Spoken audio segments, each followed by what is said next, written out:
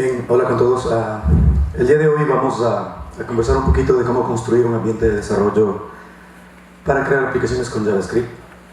El objetivo inicial era mostrarles todas las posibles herramientas que tenemos hoy por hoy en el mercado, analizar cuáles son las mejores configuraciones dependiendo del tipo de aplicación que podemos estar resolviendo o implementando.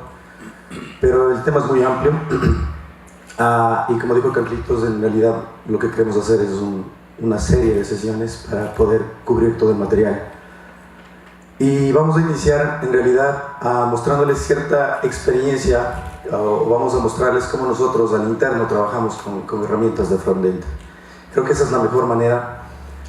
Posiblemente las herramientas que veamos en estas sesiones no se apeguen a sus necesidades, no hay una bala de plata que cubra todas las características de todos los proyectos o que resuelva todos los problemas que podemos encontrar en el día a día, ¿verdad? Entonces, por eso vamos a basarnos en nuestra experiencia, vamos a revisar un poco de las herramientas que nosotros usamos, que obviamente se apegan a nuestras necesidades.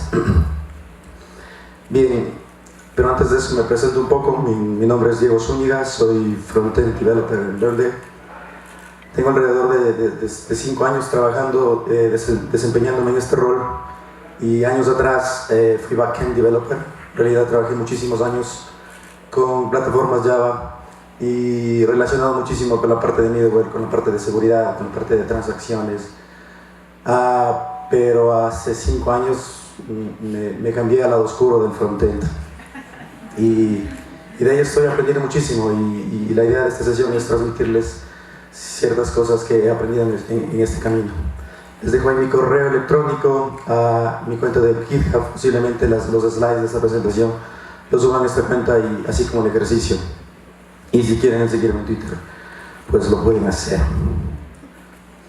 Ok, el día de hoy vamos a ver una pequeña introducción de Node.js, y lo vamos a mirar como una plataforma de desarrollo, a pesar que Node.js puede ser utilizado inclusive para correr aplicaciones del lado del servidor, pero hoy por hoy lo vamos a enfocar muchísimo en temas de manejarlo como una plataforma de desarrollo.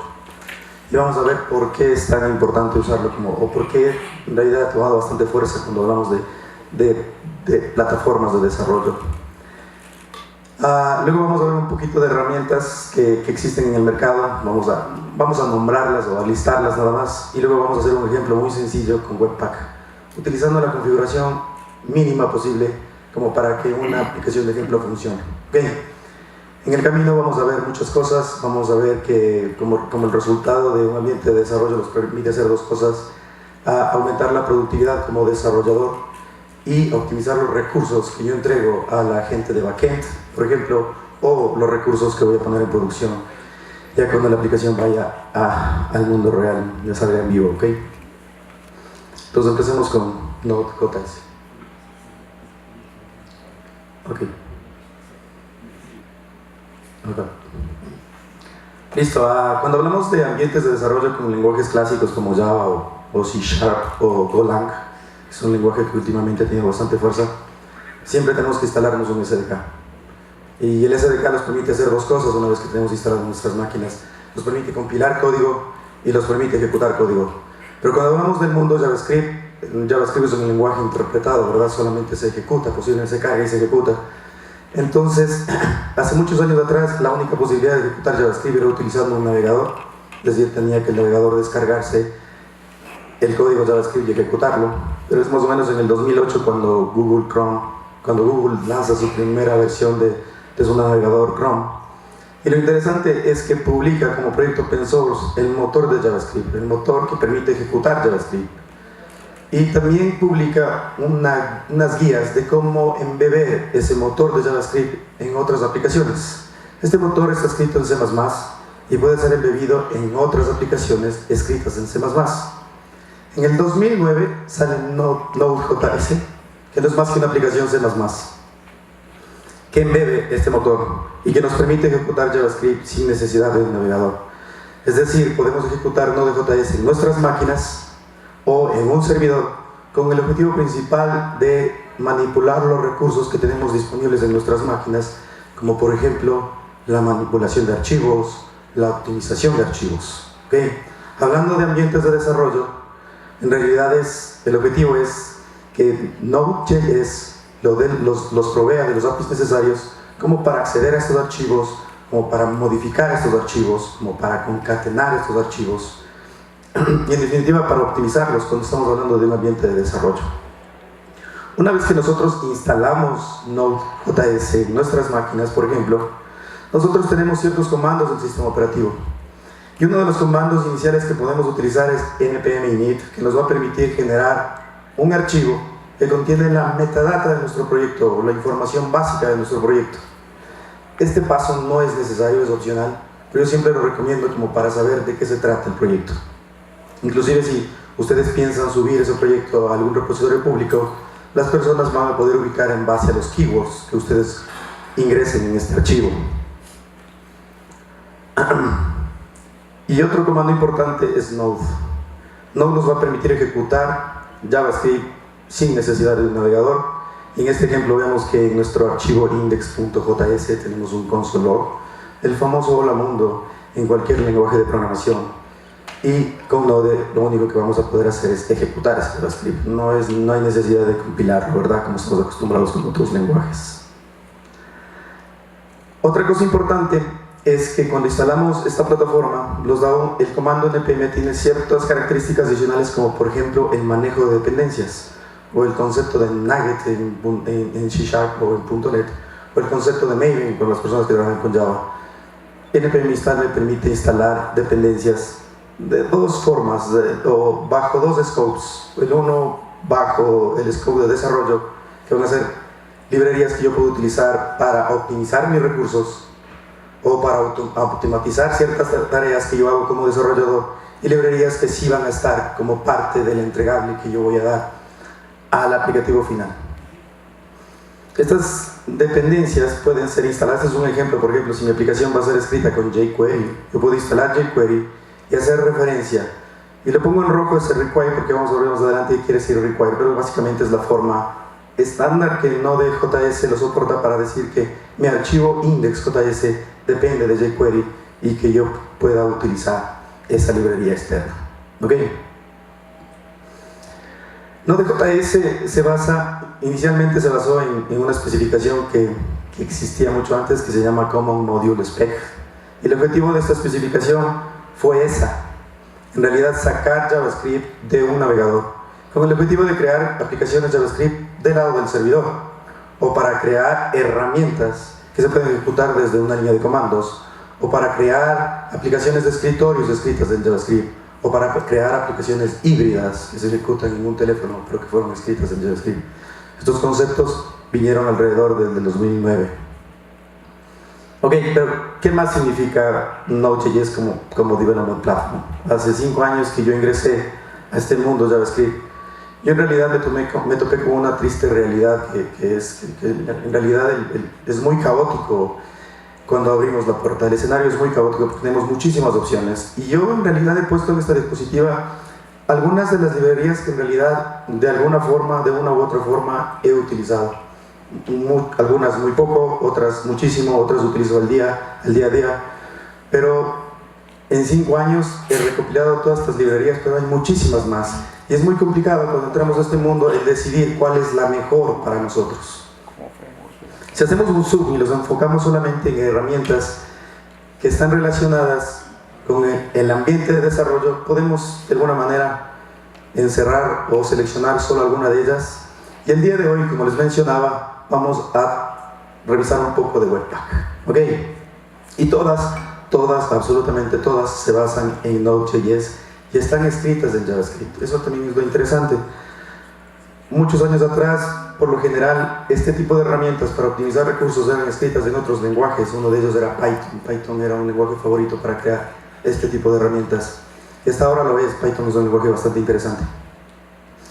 Y ahí, a la parte derecha, ustedes pueden ver ciertas herramientas que están saliendo actualmente en el mercado. Por ejemplo, este Parcel me parece interesante porque yo tengo que hacer mucha configuración como para iniciar a trabajar con mi ambiente de desarrollo. Bien, pero la pregunta es, ¿por qué tanta herramienta si yo lo único que tengo que hacer es HTML, CSS, JavaScript? Pues es cuando las personas que están alrededor nuestro dicen, pero si estás creando un JavaScript, ¿por qué tanta complicación, verdad? En realidad, cuando estamos creando aplicaciones grandes y queremos que nuestra aplicación escale, que sea mantenible, bla, bla, bla, nosotros no trabajamos simplemente con estos recursos. Posiblemente cuando están trabajando con estilos, trabajan con algún precompilador de CSS, como SAS. O por ejemplo, ustedes se dan cuenta que en las nuevas versiones del lenguaje se incluyen ciertas características que quieren utilizar, pero que el navegador todavía no las entiende.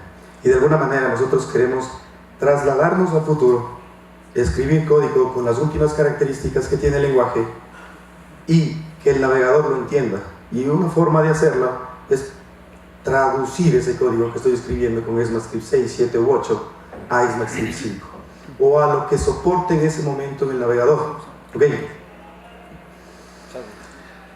He clasificado este tipo de herramientas en dos: herramientas que son de índole general, es decir, herramientas que nos permiten crear o automatizar tareas de manera general: la copia de archivos, la unificación de archivos, la optimización de imágenes, tareas muy generales y que ustedes tendrían el control 100% de eso. Y herramientas que nos permiten, o su objetivo principal es simplemente optimizar JavaScript. ¿Okay? Muchas veces tendemos a comparar esos dos tipos de herramientas, pero creo que la comparación no es muy justa. Si compararía, por ejemplo, Grunt con Gulp, que son herramientas que me permiten automatizar tareas de manera general, la comparación es muy justa. Pero si lo quiero comparar con Webpack, posiblemente no. He puesto aquí un ejemplo con Gulp, como para decir cómo nosotros podríamos crear una tarea para optimizar la concatenación y la optimización de un archivo, de archivos JavaScript. Le estoy diciendo básicamente que vaya a la carpeta core, tome todos sus archivos JavaScript, la carpeta commons, a la carpeta app, tome todos sus archivos JavaScript en ese orden. Listo, entonces esa es la idea. Yo tenía el control de ese flujo, ¿verdad? Uno de los problemas que yo tenía con este tipo de tareas es que yo decidía el orden y posiblemente dentro de estas carpetas existía código fuente que no es utilizado. Ese era uno de los principales problemas que yo tenía cuando utilizaba estos objetos o creaba este tipo de tareas, porque en realidad lo único que podía decir es, o especificar, es los archivos o las carpetas que yo quiero incluir, y yo era responsable de definir el orden en el cual se debe concatenar ese código fuente. Ese era un poquito el problema de este tipo de tareas. Pero bien, así como tenemos este tipo de tareas para optimizar script, podríamos crear tareas para optimizar estilos, para optimizar HTML, para optimizar imágenes, o para crear tareas que llamen en un orden adecuado a las tareas existentes que ya tengo. Por ejemplo, el build podría llamar a la tarea para optimizar estilos, o HTML, scripts, imágenes, y finalmente tener un conjunto que normalmente nosotros llamamos un build o una distribución, un release de nuestra aplicación. Si comparamos la tarea que solamente hace la optimización de scripts contra Webpack, por ejemplo, esa sí es una comparación válida, ¿ok? Entonces hablemos un poquito de Webpack. Y Webpack no es más que un concatena cosas, y es por eso que he puesto ese signo acá. Simplemente concatena archivos, pero en el camino puede hacer varias tareas, varias optimizaciones. ¿Y cómo hace esta concatenación de archivos? Pues se basa en las dependencias que ustedes tendrían en su proyecto. Espero que su proyecto no sea algo así, porque a Webpack le va a costar muchísimo generar ese archivo optimizado. El concatenar este grafo de objetos va a ser muy complicado para Webpack, y es por esa razón que yo espero que su proyecto luzca algo así. Bueno, pero en definitiva, lo que va a hacer Webpack es tomar el archivo principal, que pueden ser uno o varios, y en base a eso va a analizar cuáles son las dependencias de sus hijos y de sus hijos y de sus hijos, y va a terminar armando un grafo de dependencias, y en base a eso va a generar nuestro archivo concatenado, y luego pasará por un poco de filtros para optimizar esos recursos. Cuando digo optimización es eliminación de comentarios, cambio de nombre de variables, cambio de nombre de funciones, eliminación de espacios, eliminación de código que no está siendo utilizado. Ok, una de las cosas importantes que tenemos que decirle a Webpack es cuál es el entry point de mi aplicación. Puede ser uno o varios. Si es uno, va a generar un grafo de dependencias, y como resultado vamos a tener un archivo optimizado. Si son dos archivos principales, va a generar dos grafos y va a generar dos archivos de salida. Luego tenemos loaders que básicamente lo que nos van a permitir hacer es transformar el código fuente que yo tengo en cada uno de mis módulos. Por ejemplo, si yo escribo con ECMAScript 6, 7 u 8, estos loaders van a ser encargados de hacer esa transición de ECMAScript 6 a 5, por ejemplo. ¿Okay? Y plugins, que básicamente se lo utiliza para optimizar mucho más nuestro código fuente. La eliminación de comentarios, ver qué dependencias comunes tienen nuestros módulos y esas dependencias comunes situarlas en un solo lugar, en un solo bundle, o posiblemente hacer el split de nuestro código fuente. Pueden haber muchísimas cosas.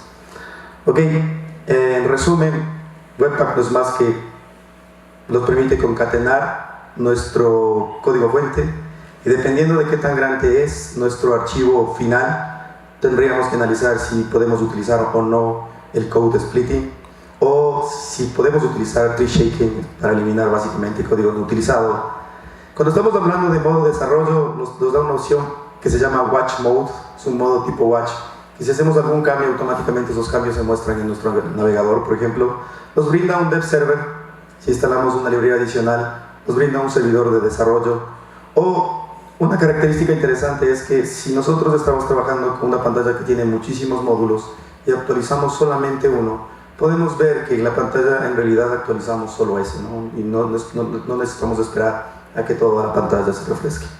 Y cuando hablamos de producción, básicamente hablamos de el proceso de Aglify, que es este proceso de optimización. Eso en cuanto a una introducción de la teoría. Hoy por hoy nos falta hacer un ejemplo bastante básico como para entender un poquito más cómo trabaja esta herramienta, ¿ok? Lo que voy a hacer es abrir un editor apuntando esta carpeta y vamos a hacer como primer ejemplo el Hola Mundo. Entonces voy a ejecutar npm init para crear este archivo package.json que tiene la metadata de nuestro proyecto. Cuando ejecutan npm init van a tener una secuencia de preguntas que van a tener que ir contestando, y si quieren todos los valores por defecto pueden utilizar el flag -y y van a tener este package.json. Permítanme abrirle.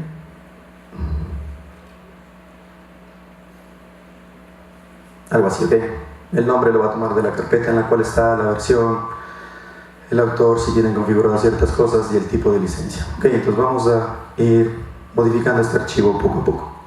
Ok, le voy a crear un archivo JavaScript y lo voy a ejecutar, famoso Hola Mundo.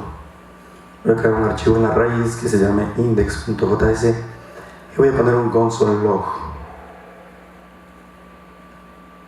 Déjame cerrar esto, ya. Algo así. Y como les mencionaba, ustedes tienen disponible el comando node. Estoy utilizando la versión 9.4.0 y simplemente con apuntar al archivo va a ejecutar código JavaScript sin necesidad de un navegador. Ejemplo muy simple. Bien, pero en realidad cuando estoy creando una aplicación más empresarial, digámoslo así, por lo general tengo una carpeta source. Voy a mover este archivo a la carpeta source y me voy a crear un archivo index.html como para hacer un ejemplo más visual, ¿ok? Este archivo voy a incluir algo muy simple,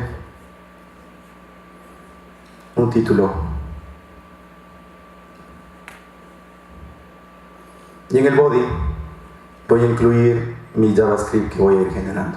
Ok, lo voy a llamar main.js, que es así como Webpack genera mi archivo optimizado. A pesar de que mi archivo está en la carpeta src index.js, yo voy a apuntar a un main.js que es donde Webpack va a incluir mi archivo optimizado. Ok, en realidad lo que Webpack va a hacer cuando suba su servidor de desarrollo es buscar por defecto la carpeta src, un archivo llamado index.js, y ese archivo va a ser el entry point, y a partir de ese archivo va a crear el grafo de dependencias y va a crear mi bundle o mi archivo optimizado con el nombre main.js. Todos estos nombres, todas estas ubicaciones son configurables, pero van a tener que crear un archivo de configuración para decirle a Webpack: no utilices los valores por defecto, usas estos, porque Esa es la manera en la cual yo trabajo. ¿Ok? ¿Listo?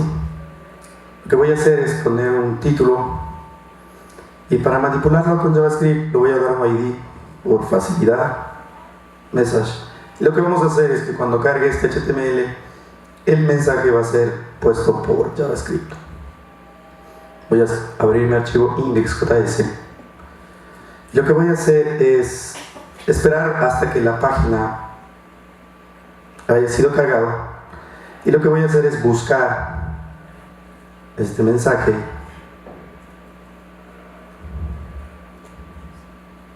de este título. Y lo que voy a hacer es simplemente poner un texto. ¿Qué tal?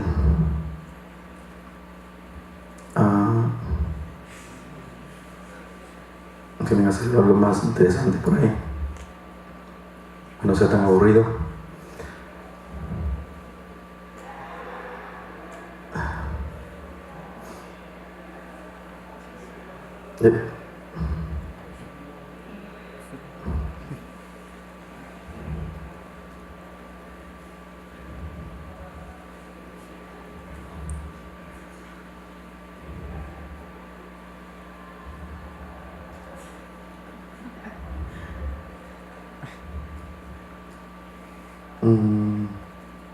Pues ya no valió. En fin, ¿qué hace eso, verdad? Y luego lo que voy a hacer es simplemente subir un servidor de pruebas. Ok, había creado mi package.json, le voy a instalar ciertas dependencias de modo de desarrollo. Voy a instalar Webpack. Voy a instalar Webpack CLI. Me brinda ciertos comandos del sistema operativo. Y voy a instalar Webpack Dev Server. Es un servidor para desarrollo.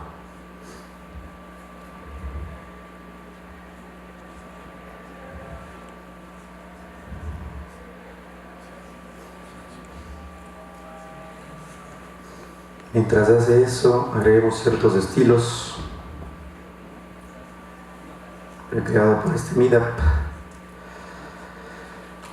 Ok, algo muy simple. Y ya estamos listos. Luego me voy a crear en package un script que me permita subir mi servidor de desarrollo. Lo voy a llamar start. Lo pueden llamar como ustedes quieran, pero start es utilizado de manera estándar. Lo que voy a hacer es utilizar Webpack Dev Server. ¿Y este comando de dónde sale? Pues cuando instale esa dependencia voy a tener disponible ese comando y lo voy a subir en modo de desarrollo. Listo. Para correr cualquier script que ustedes tengan disponible en su package.json, en este caso el start, simplemente es ubicar el nombre, ¿ok? npm start. Y este servidor por defecto se va a subir en el localhost en el puerto 8080 y va a generar mi bundle llamado main.js. ¿Ok? Si vemos un poco lo que hizo se dan cuenta, generó un main.js ubicando el index que está en la carpeta SDC y subió mi servidor en este puerto. Todo eso es configurable y lo pueden cambiar. Ok, vamos a probarlo. Listo, entonces tenemos algo así, ¿verdad? Algo muy simple, pero la optimización de ese archivo me la va haciendo Webpack. Si analizamos un poquito el archivo que se descargó, tenemos un main.js en donde es un poquito inentendible. En realidad la tarea de hacer debug podría complicarse si no utilizamos algunas herramientas adicionales que nos brinda este servidor de desarrollo. Ya vamos a ver cómo. Es algo muy sencillo en realidad. Listo, vamos a hacer algo más interesante. Me voy a crear en la carpeta source un archivo llamado add.js que nos permite hacer la suma de dos números. Ok, add, que reciba A, B, me permite retornar A más B. Si yo hago solamente eso y estoy trabajando con Webpack, que se basa en módulos de JavaScript, en realidad esta funcionalidad no va a ser expuesta al exterior. De alguna manera yo tengo que decir, yo quiero exponer esta función add para que cualquier otro módulo pueda importarlo. Eso lo hago utilizando la variable global module, que es algo muy parecido al window. Y voy a exportar la función add. Voy a mi index y voy a importar ese módulo.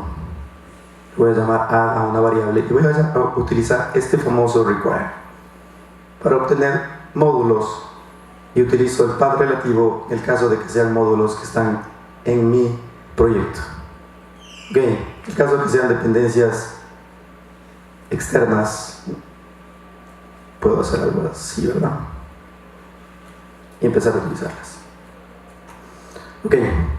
Utilicemos ese add. La manera de utilizar ese add sería algo así como add es una función.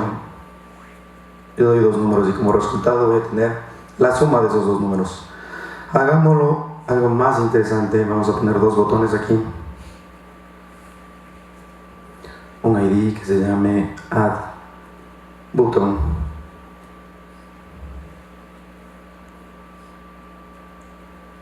Algo para restar y algo que nos permita mostrar el resultado, y todo por IDs. Listo. De manera muy similar al mensaje, o de manera muy similar como obtuve el mensaje, las referencias del mensaje, voy a obtener el botón y el resultado.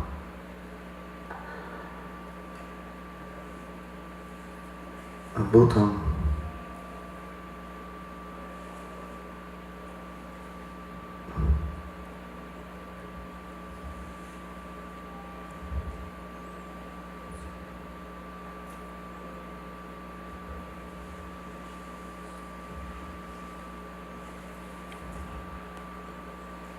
Listo, déjenme chequearlo si no estoy bien. Perfecto. Y lo que voy a hacer es, en el add button, agregar un event listener en click. Y viene una función para capturar el evento. Y lo que voy a hacer es que en result div, en inner text, poner el resultado de la suma.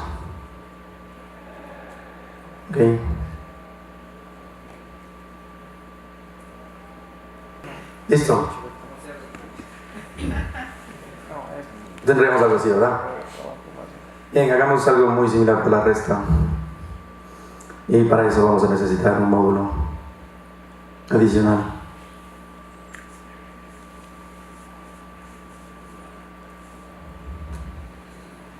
Que haga básicamente lo mismo que la add, pero que lo retorne la resta de los dos números.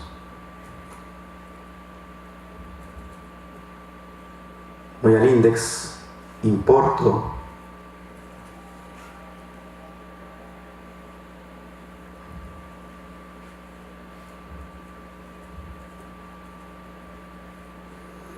y repito el proceso, ¿verdad?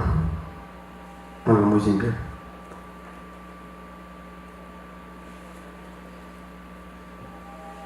Subs, clic, utilizo subs. Tenemos 20 días para que no nos dé un valor negativo, y en el mismo resultado subs debe bien, 10 o 30, ¿verdad? Muy sencillo. Hasta ahí el trabajo de concatenar los archivos. Lo que hizo Webpack básicamente fue ir a mi archivo index.js, vio qué dependencias tiene ese archivo y armó un grafo de objetos y los concatenó. El main.js que tenemos como resultado ahora va a tener la concatenación de esos tres archivos, y como estamos trabajando en modo desarrollo, no hay ningún proceso de optimización aún. Listo. Finalmente lo que quiero hacer es, estoy escribiendo en una Stream 5, ¿verdad?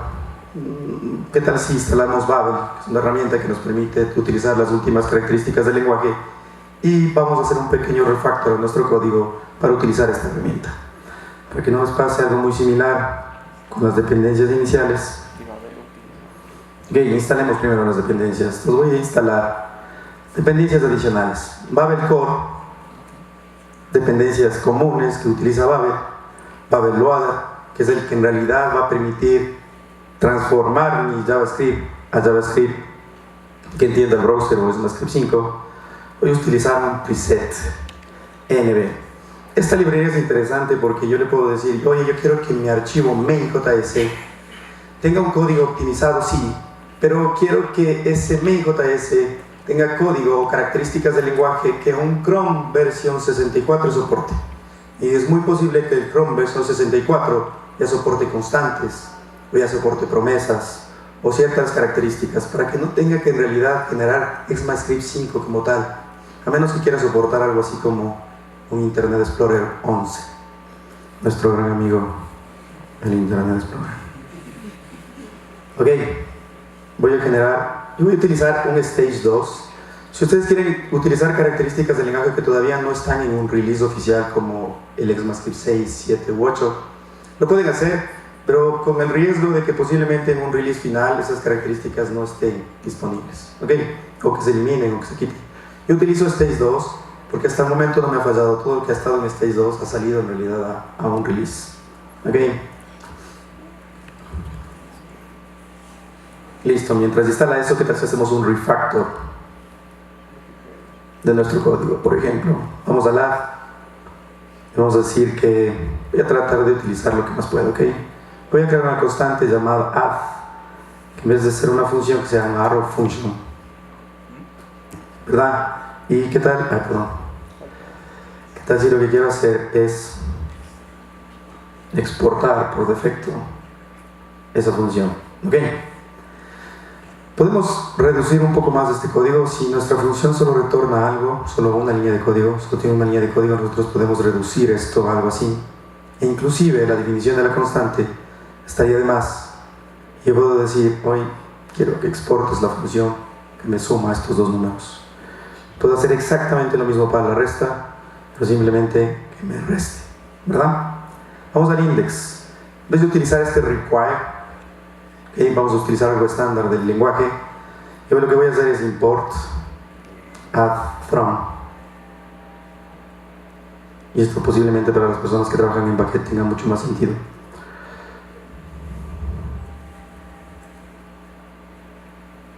Muy simple. ¿Qué tal si creamos un arrow function aquí? Puede ser que no sea necesario, pero para mostrarles que se puede hacer. Voy a utilizar constantes. Lo mismo acá, arrow functions. Y constantes.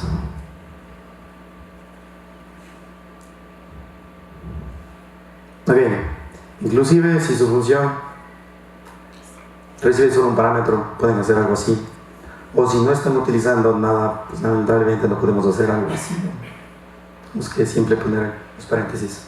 Ok, eso es todo. Vamos a ver si funciona. Se instalan las dependencias. Vamos a levantar nuestro servidor. Perdón. De alguna manera tenemos que decirle a Webpack que utilice este loader, ¿no es cierto? Vamos a crearnos un archivito de configuración adicional.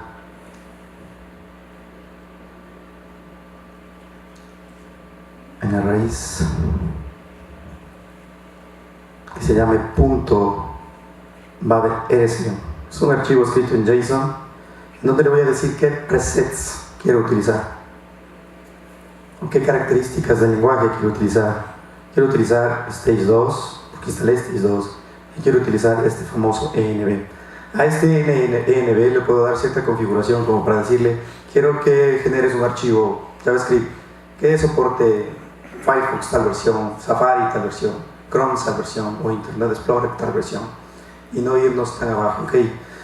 Este plugin nos va a permitir que años más adelante, donde los browsers ya soporten y ya sean utilizados por la gran mayoría de sus clientes, ustedes pueden decir, ok, ahora muevo eso y ya voy a tener código más limpio. Y el trabajo de transformación de ECMAScript 6, 7 u 8 a 5 no va a ser tan complicado, porque ya el browser va a entender ciertas cosas. Listo, y luego voy a modificar mi package.json para decirle a Webpack que cuando suba mi ambiente de desarrollo utilice ese tipo de módulos, ya no require ni export, sino utilice Babel loader, ¿ok? Ese Babel loader va a leer el archivo Babel RC para saber qué tiene que hacer. Listo, creo que estamos listos, si no me equivoco en nada.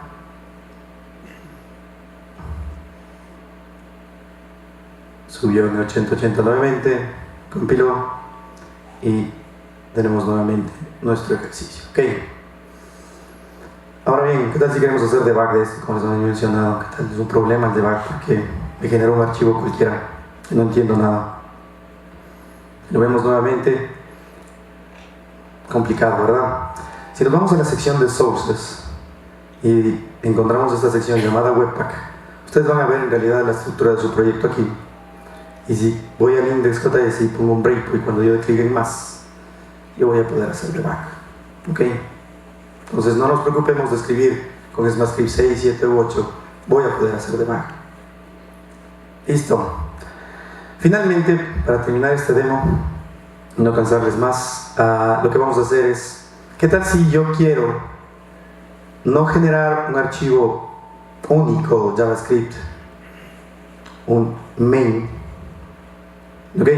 Sino lo que quiero es que mi JavaScript se baje bajo demanda, se descargue bajo demanda mientras el usuario interactúe con la aplicación. Entonces, lo que vamos a hacer es, si el usuario da clic en más, se baja el JavaScript necesario para hacer la suma, y lo mismo para la resta. Lo que voy a hacer es algo muy simple, y eso es gracias al Stage 2 que estoy utilizando, que es una característica que se llama Dynamic Import, que en lugar de hacerlo aquí, voy a borrar estos import, y cuando yo dé clic, lo que voy a hacer es import dinámico, el mismo add. Esto me retorna una promesa, una llamada asíncrona. Como resultado, voy a tener mi módulo, le voy a llamar response, porque de ese response yo le puedo decir, oye, quiero que me des la función add, que está en response y que fue exportada como default, ¿verdad? Hicimos export default. Voy a copiar todo mi código acá. Y hagamos lo mismo para la resta.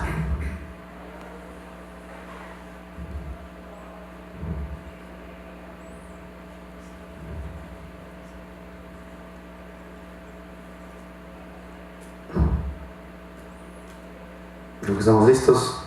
Cuando dé clic más, si se dan cuenta, se bajó un archivo adicional y hizo la suma. Cuando dé clic en menos, hizo la resta, pero se bajó el JavaScript adicional. Ok, si doy clic nuevamente en más, va a estar ya cachado e interpretado ese JavaScript. Ok, de esa manera muy sencilla, sin hacer mucha configuración, podemos utilizar el code splitting que nos da Webpack de una manera muy sencilla. Listo, muchas gracias.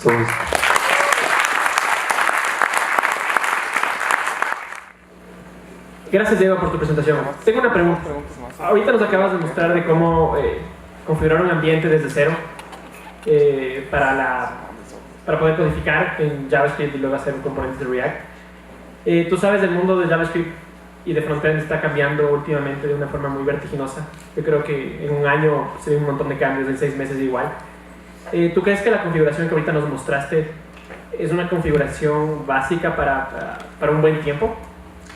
En realidad JavaScript es una tecnología que está cambiando continuamente y ha cambiado en los últimos años y ha roto muchas aplicaciones que han tenido que migrar posiblemente las personas que trabajaron con Angular 1 hicieron muchas cosas con Angular 1 cuando quisieron utilizar Angular 2, en realidad fue una migración del proyecto. Y lo mismo pasa con el lenguaje, ECMAScript 5, 6, 7, 8. Lo interesante es que ECMAScript como tal, como entidad regulatoria del lenguaje como tal, está haciendo un buen trabajo. Está sacando releases que tienen mucho sentido y que en realidad no están rompiendo lo anterior, sino están agregando cosas al lenguaje. Y es por eso que este tipo de herramientas como Babel, que nos permiten escribir código con ECMAScript 6, 7 u 8, pueden hacer ese trabajo tranquila, o sea, pueden hacer el trabajo de transformar ese código a ECMAScript 5 sin romper nada, porque son mejoras al lenguaje como tal. Es decir, que tienen su correspondiente, o puedo hacer lo mismo con ECMAScript 5, pero como vieron el ejemplo, en vez de escribir 5 líneas de código, hago una línea de código. Posiblemente ese proceso de transformación de una versión a otra sea generar más código fuente. Entonces, una de las ventajas de utilizar ECMAScript 6, 7, 8 posiblemente sea que escribo menos código. Que dure esto, pues no lo sé. es muy incierto, ¿no? La tecnología JavaScript en realidad está creciendo bastante, pero al mismo tiempo está creciendo de una manera muy caótica y es muy complicado asegurar. Empresas como Google no lo pudieron hacer. Empresas grandes como Google, que generó Angular 1 y que todos le apostamos a Angular 1, cuando con Angular 2, pues lamentablemente no fue tan transparente la migración.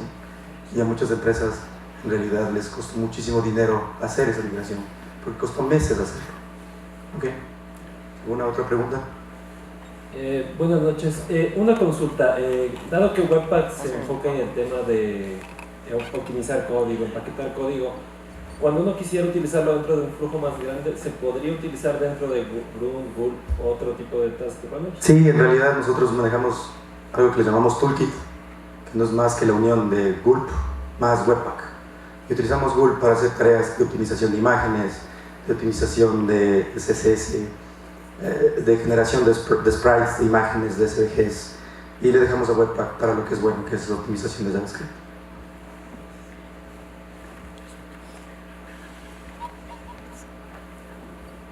Hola, quisiera saber si has manejado en alguno de los proyectos en los que trabajas un poco de TypeScript, y quisiera saber, comparándolo con MScript 6, ¿crees que en algún futuro MScript 6 llegue a ser el nuevo estándar de JavaScript, o TypeScript llegue a ser como que un poco más popular o llegue a tener el mismo nivel de uso que MScript 6?